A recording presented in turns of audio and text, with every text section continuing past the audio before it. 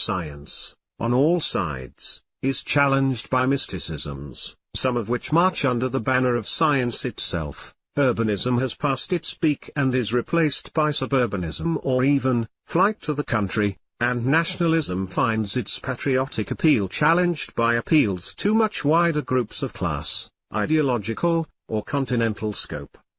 We have already given some attention to the fashion in which a number of Western European innovations, such as industrialism and the demographic explosion, diffused outward to the peripheral non-European world at such different rates of speed that they arrived in Asia in quite a different order from that in which they had left Western Europe.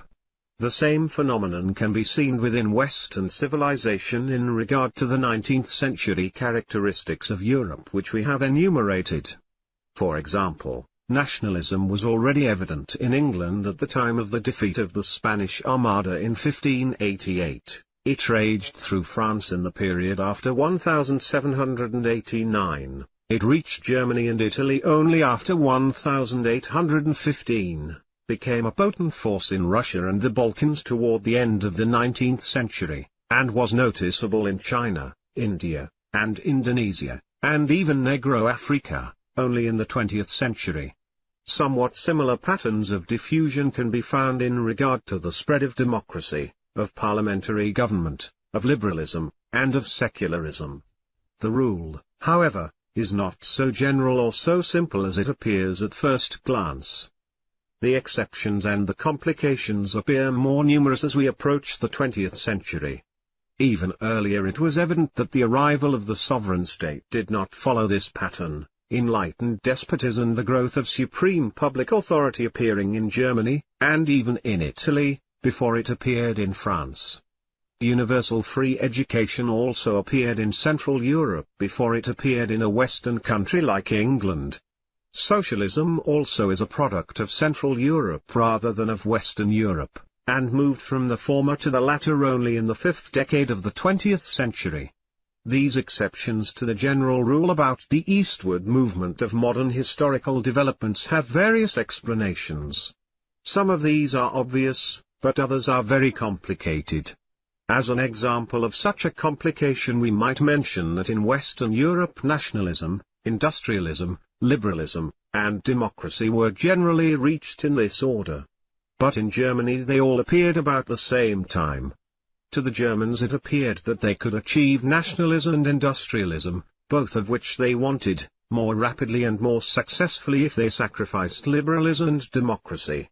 Thus, in Germany nationalism was achieved in an undemocratic way, by blood and iron, as Bismarck put it, while industrialism was achieved under state auspices rather than through liberalism.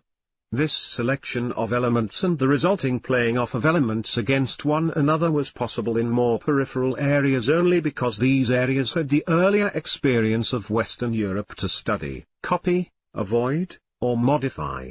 Sometimes they had to modify these traits as they developed. This can be seen from the following considerations.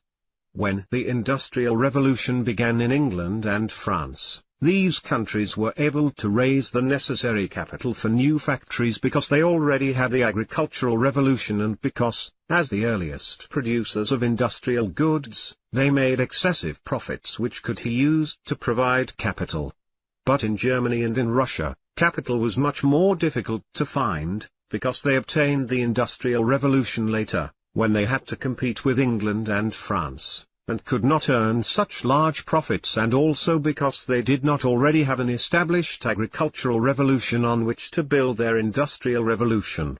Accordingly, while Western Europe, with plenty of capital and cheap, democratic weapons, could finance its industrialization with liberalism and democracy, Central and Eastern Europe had difficulty financing industrialism, and there the process was delayed to a period when cheap and simple democratic weapons were being replaced by expensive and complicated weapons.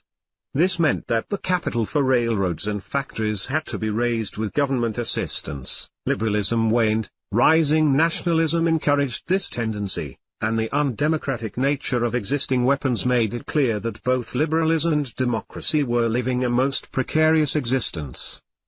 As a consequence of situations such as this, Some of the traits which arose in Western Europe in the 19th century moved outward to more peripheral areas of Europe and Asia with great difficulty and for only a brief period.